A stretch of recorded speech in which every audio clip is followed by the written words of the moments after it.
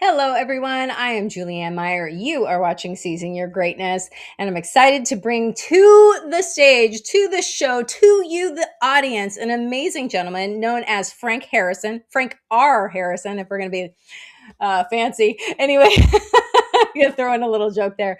Anyway, Frank and I met through a previous guest that was on the show, and boy, was he right. This guy is truly amazing. He is a health advocate. He has a podcast. He's bringing his show to E360 TV. He's got documentaries. I mean, passion. I think passion and passionate would be two of the same word that definitely describe Frank. Let's bring him to the stage. Welcome. So happy to have you here, Frank. I am so glad to be here, Julie. I mean, literally, the first moment we met, I think December 15th. I can remember the moment. It was actually around 2 or 3 p.m., but I was sitting there. I saw you come on. Immediately, I felt ignited and couldn't wait to be on your show. Well, I'm happy to hear that because I've been looking forward to this as well. It took us a little while to figure out the time to make this happen, but you know what? A lot has happened since that first conversation. Yes. And I know you a little bit, but I would love for you to share about yourself and maybe something that people can't find out about you on the internet. Okay. Well, you said it brilliantly in the beginning. I am a healthcare advocate. It is something that I've morphed into over the last 5 years. I would have to say, predominantly because of my podcast, which is called Frank About Health, but secondarily because I have been living for the last 3.5 years being a 24/7 caregiver to both of my parents and originally to my cousin, who today, unfortunately, is in a nursing home with Mm. Alzheimer's disease. So to fall into the situation as a family member would, and then all of a sudden find myself negotiating with health systems and insurance companies and Medicare and you name it, it just became part of my war chest, if you will. Mm. My career evolved into healthcare. I guess the one thing I could say that most people don't realize or really don't know about me is that I began my career in the music industry. So you would think, how does someone in music get involved in healthcare? Well, you know what they say about music and rhythms, you just fall into it. And that's Mm. exactly what happened with me becoming a healthcare advocate. I fell into it, and I've always believed that you are meant to do what you fall into, not what you plan. Amen to that. I've never heard anybody say that. That's how I ended up here. So I agree with you wholeheartedly. What is that Yeah. saying? God laughs while you're making plans, something along those lines. Well, It's, actually, you're right, but I think also the other version from John Lennon was "Life is what happens while you're making other making plans." other plans. I Yes, think it was in a yes. song of his. I'm not sure. Yes, I love that saying too. But I just, yeah, it is truly interesting how we kind of end up in like living, breathing what's happening around us. And it's like, I never expected to be in media. You didn't expect to be a health advocate. But No, also, when it comes to being a health advocate and a caregiver, how important is it that you take care of yourself when you're the very, caregiver? very, very critical and very important because, yes, like most caregivers, I've gone through burnout. But the Hmm. irony being on a show talking about healthcare issues every week, I was Hmm. almost using it as my grounding force. Not my therapy session, that would be wrong to say, but I had spoken to a lot of professionals in the healthcare space that were able to give me a new viewpoint as to what it is I was going through, and therefore integrate it into all of the existing shows that I was creating, or at the same time, all the other inventions that I started to get involved in terms of coming up with solutions for healthcare, especially with a lot of crisis that we're all facing today in this Yeah. economy and in this country. You know, I like this idea of invention and filling a need with a Yes. solution. You know, before we started filming, you and I talked about how important it was to be in solution. It's like, well, if you don't see what you want, why not create it? Correct. Correct. Well, I mean, that's kind of funny you said it that way because if anything, if I have always morphed into things that I was never expecting, it was Mhm. the demand being placed on me by vulnerable individuals or vulnerable organizations or whatever I was faced with. And I almost felt compelled, well, wait a minute. What kind of solution can we do? Well, I have an idea. Let's try this. And then over time and over practice, it actually became a standard to live by. So I guess maybe just being involved in an environment with, unfortunately, a lot of needy cases, people who Mhm. are having chronic illness, or during COVID, that was a big magical time for me. It's like I just found myself with a calling that it just felt compelled to do whatever I was creating or designing in order to communicate what I needed to solve or find a solution for in the various cases that happened. So I think I learned a lot about myself being mainly an entrepreneur. Mhm. You have to be an entrepreneurial mindset in order to survive the music industry. So I would have to say it's in my DNA. And then I just have learned to accept it as part of my path, that whatever I am faced with, I could all of a sudden find a diversion or a distraction. And I say, okay, you're probably an opportunity in disguise. Let me try to figure out how to integrate or discard you, depending Mm. on how I vet the whole situation that might be happening. You're definitely an innovator and definitely an entrepreneur. And definitely very passionate. I don't know if the Yeah. passion is coming out of stress or if it's coming out of just simple need and being open-minded to what possibilities are out there. We just unfortunately see a lot of limited thinkers. And I wouldn't want to be derogatory in any way, but I No. I don't know, maybe it's just the communal stress that we're all going through that makes people don't see the forest before the trees. Well, that is physiologically kind of one of the problems with that anyway. So, I mean, it Right. is an actual thing where you literally can't see the forest through the trees. Um, but to be able to elevate your thinking and for those moments and step out of yourself and your pain, your stress, whatever it is, and to be able to look at the situation and Yes. go, huh, you know what? Why don't we try this? Because not everybody answers the calling.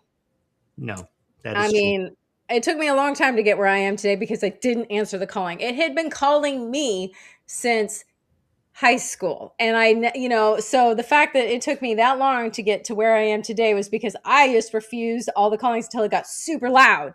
So Yes. you just happen to be a little bit more on the ball. Well, I'll be honest with you. I myself had those same hard knocks as you've just described, but I don't know if the epilepsy that I was living with, and I am seizure free for 20 years now, just to let everyone Yay. know.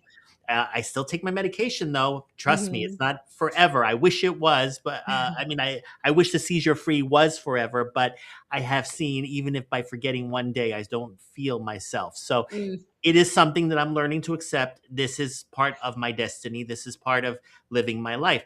But I would say that as a result of understanding that, I began to see how the fact that my brain discharges electricity a bit differently than most, it actually was becoming more intuitive for me and understanding, Hmm. okay, maybe it's my brain and my seizure activity, even if I'm not convulsing, that is calling me to take action whenever faced with social crisis, healthcare crisis, or whatever other things that I've noticed in my career or in Mm. the last 10 years, especially. Yeah. No, I love that you don't let it define you, but it is a part of you. It's like trying to ignore the fact of like, I don't know, I've got two arms. I do. I have two arms. So it is what it is, but I am not my arms either. So I'm so Right. much more than that. So Exactly. I Exactly. like that. You've definitely grown and evolved. And I don't know why I just keep on feeling the urge to say this. And I'm going, because I think from our conversation before we started today was how you have on your podcast, that there's a disclaimer that you're not a doctor, that sort of thing. And I was, for Yeah. some reason, I have to say that part because Yes. I want to say I'm not a doctor. I just play one on TV. Yeah. And I'm familiar with that one. Yes, absolutely. and you've grown and evolved even from that. So I mean, you know I love that it's been growing, changing, and not that you aren't willing to keep doing a message of health and wellness. It's that it's kind Right. of evolved a little bit. Tell us about what you're working on and with now, because I think it's truly remarkable. I appreciate that. Well, first of all, I think the trigger for me, or my credibility, if you will, not trigger, that could be taken many ways, is that when you're not a doctor, quote unquote, with the MD and everything, Hmm. my name is Frank, so I can be open, transparent, honest, sincere, and as informative as possible. So that's my credibility. That's what I meant. Yes. So, And it's true. Just because you didn't go to medical school doesn't mean that you're not educated. And you also correct. are not stuck in that mind frame. You're open to other solutions that maybe a Western medicine doctor might not necessarily have access to mentally. You know what I'm saying? So Oh, like, yes. I have done my acupuncture, I've done my meditation.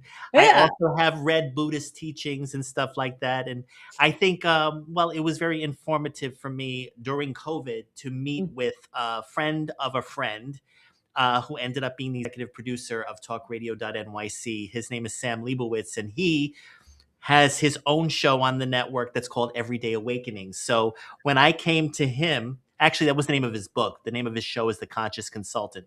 So what we did is we met, and I was telling him about how I need to remove the stigmas of epilepsy so people can take me serious as I'm Mhm. trying to look for work or deal with what other changes were going on in my life. And then it just made sense to have a show on his network called Mhm. Frank about health, meaning Yeah. I'm just going to tell you what's going on. And if you are dealing with epilepsy, or if you're dealing with another illness that also you want to remove stigmas from, we're just going to be natural supporters for each other. Mhm. And therefore, I think that's where my advocacy role grew. Now, that being said, to go back to your question, what I'm currently involved in is something that I started in 2010 that I call MedCash. Now, it is a financial product, and it is Mhm. a solution for those that don't have enough insurance, don't have enough of their own savings, don't have enough of food stamps, so forth and so on.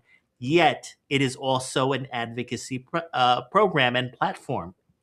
So, in the brand identity, CASH is all capitalized because it's not just about money, it's about Mhm. community action for secure health. So, how that evolved was when the government shut down in October. I wasn't even planning on it. I had started it in 2010, put it to bed in 2016, because at that time I was still going through too many seizures. Mm. I then decided COVID hit. Let me launch this podcast and just focus on that. Then, being a graduate of the Fordham University Gabelli School of Business, as someone knocked on my door, not literally, but here is an AI introduction class that I would like alumni to take so that we could test it out and see if we offer a degree program. Mhm. Took it. At the same time, I was looking for AI solutions to distribute my podcast. Of a group formed around me, all of a sudden treating me as if I was their client. And they came up with some solutions to enhance the value of my podcast to be a disruption platform, because we were going through Mhm.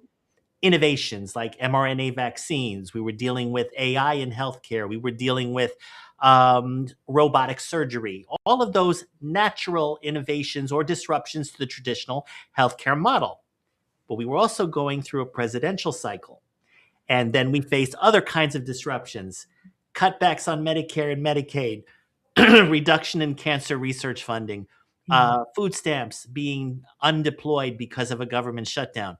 So MedCash grew back with all of the different individuals I had been dealing with and said, let's go ahead and develop a prototype and make this your solution for the disruption, a fintech solution that would be integrated with insurance companies, with banks, Mhm. with retail brands that are very focused on health and wellness, with even my podcast itself, so that you can have a network of audience members, let's say, become members, and Yeah. then they can get a new third party source, if you will, Mhm. of healthcare protection or food stamp protection, or even on the institutional level, research support that has been cut. So involves an ecosystem of financial people and medical people and other advocates, other podcasters, other medical professionals, Mhm. and that is down the road. But I know that over the next few months, in particular, I am working on the MVP, the prototype of what we Mhm. hope to integrate in the summertime as a starting point. You know, like Yeah, exactly. You gotta start somewhere, and it yes, sounds like there's a lot of tentacles, so yes, yes, that requires a lot of herding cats trying to get exactly. everything together. Well, you know what? And knowing that it's a big undertaking, can't do it myself. I have to Yeah. deal with the different individuals that have been in my life, especially over the last 4.5 years with the podcast, and Mhm. and those tied to the Fordham University Gabelli School of Business, in addition to my lawyers and other people. And MedCash is a solution that only the community can manage, not me, myself, Mhm. and I. So I keep myself grounded and focused on my platform, Frank About Health, because I will continue to be an advocate Mhm. if and when things grow with MedCash, or if God, I will say God forbid, they don't happen. I will still have my foundation of being an innovator, to coming up with Mhm. a solution to think about, see if you can actually test, beta test, develop, expand upon, or pivot and go in the direction that's truly needed at that point in time when it's time to actually launch the product.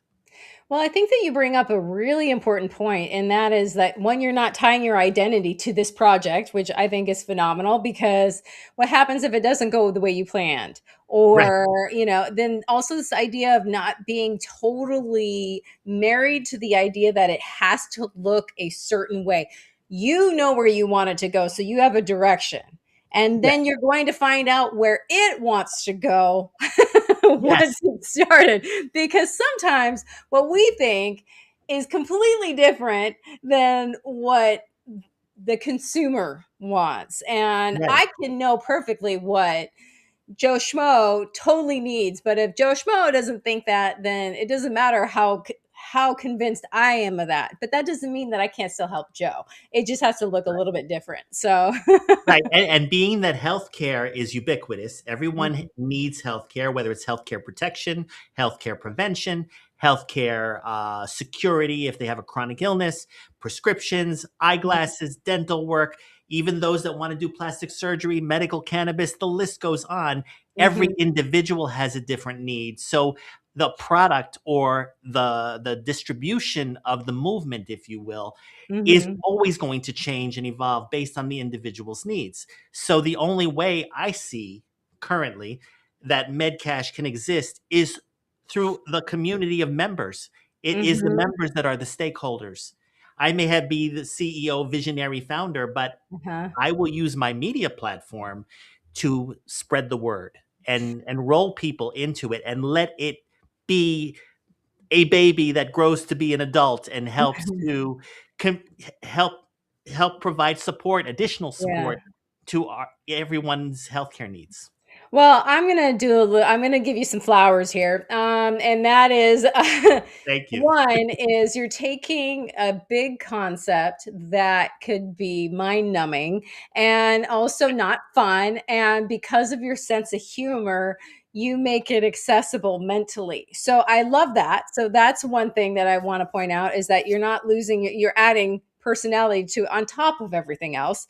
But the Yes. other thing I want to mention too is that the thing I like about this idea, this concept, this prototype, this community that you are creating is Yes. that it's not what you think is right for everybody else. It is what they want for themselves in Right. order to support their wellness, Yes. whatever that may look like. It doesn't have to be, say, if you have cancer, then you need to have chemo or, Right. Right. Yeah, I like that. alternative nutrition, for Yeah. example. Yeah, exactly. Mhm. It's very well rounded, and because, like, for me, I've never really been huge into taking pills. Now, granted, if I had a condition that I needed to, I absolutely would, but if it is by any chance optional, I'm not going to take it for very long. So, Exactly, exactly, and I can echo that based on just simply being an epileptic. Now, that being said, I already take a medication that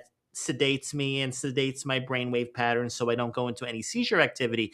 But if I were to take, for example, an antidepressant, now I've never been prescribed one, but let's say that I was, knowing that they do not coordinate well, and it is that pill that could cause the seizures anyway, I say mhm, no, thank you. I would yeah, therefore go for the acupuncture instead, which is why I exactly. also did try cannabis for testing. It may have stopped my full blown seizures. I had two types of epilepsy.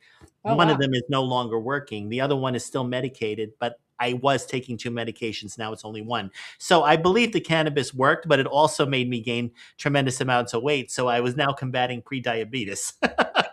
And there's like trade-offs for things all the time. And sometimes those trade-offs are good and better, but sometimes it's like save my life or, I mean, there's a few different things to think about. But I like this idea of trying what works for you and being open to other possibilities. Because something that, you mentioned that I want to touch on really quickly is this Sure. idea that this the medication's not interacting well. A doctor probably won't catch that. It's very hard to, because everyone has their own predisposition based on Mhm. what's in the family genes. Like, are they resistant to penicillin, for example? Are Mhm. they Do they break out in a rash when they take aspirin? Do they have like people who can't have certain foods for allergic Mhm. reasons or whatever. So being that it varies, It you want to does. leave any kind of medical or pharmaceutical solution as an option so that they can integrate it with other kinds of alternative solutions. Now, it's funny. Just last night, I did an episode of my podcast on nutrition, particularly in how it affects a person like my father, who is now having side effects of dementia and other Mm. kinds of issues as a result of his cancer medication.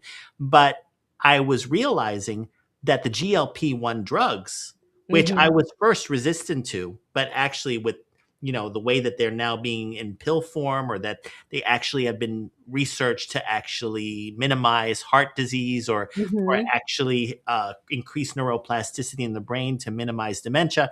Now I'm thinking, okay, well, I'm still on my own nutrition program, but I may want to incorporate the GLP-1s for the neurological benefits in my case, Mhm. or whatever. So instead of either or, it's like, how do you integrate the various options and fit your own menu of a solution? And I think, Exactly. one of the things that I'm doing with Community Action for Secure Health is the A also means advocacy as well as education. So I would hope that in building my platform, as I have been doing on my podcast and my documentary that I released a while back, that just giving everybody the awareness that they can own their own healthcare and make their choices. And if the doctor doesn't know the situation, that's fine. Work with them as a colleague, as a Mhm. support, as a mirror, and you could agree or disagree with them. Nobody is bound to what the doctor says just because they are a doctor. You know, Oh, they have to amen. be bound to what their gut is saying, because this is the loudest Exactly. voice that you bring out to the community. Yes, yes, because the doctor, as well intentioned as he is, does not live in your body. So, Right. anyway, we're running a little bit low on time. So, I'm going to ask you my famous question. What is Okay. something that you wish I would have asked you? Well, we did talk about my podcast, so I Mhm. know that if anybody wants to see it, they could see it on my YouTube channel, which is also hosted by talkradio.nyc. I've got 167 episodes. I just want a lot of people to check it out. But simultaneously, my music industry experience, I think a lot of that has driven me. So I would have liked you to ask me probably if I could do a good impersonation of an artist. And the answer is yes. But Well, let's I hear it. Oh, Michael Jackson. So, I mean, I could actually do an impersonation, but being that we are not in a stage presence right Oh, now, darn. I mean, all I can do is your butt is mine. Nah, let me tell you right. That's a little preview. But that all being said, I would say I'm glad we met because I know you're on the West Coast and you do look a little bit like Meredith Grey. Grey's Anatomy is a big show for me because it actually inspired me with my podcast. I believe that it was Meredith and Michael Jackson that had this conversation today. I love that. That is so much fun. So Thank- I'm going to pop up your website one more time so people can find you, the person, and go from there. But, yes. you mentioned your podcast too, and I've had a chance to take a listen. It's very good. It's very fun and educational and conversational. And yes, there are facts, but it's not boring because boring is boring and nobody wants that. Everybody wants to learn, but Exactly. nobody wants to sit in a classroom. So, Exactly. That's why I but make sure that the guests they themselves have their own and not entertainment background, but their own media presence, whatever that may be, so we can really have a dynamic conversation and even have people ask questions live on our social media channels. I love that. Well, Mhm. Frank, that is all the time that we have for today. So I just want to say thank you so much for joining us, and Pleasure. excited to have you here. All righty. So thanks again, and I'll see you soon. All right. And for those of you that are watching, thank you so much for being here. We will be back again next Thursday. Until then, enjoy your day and your week.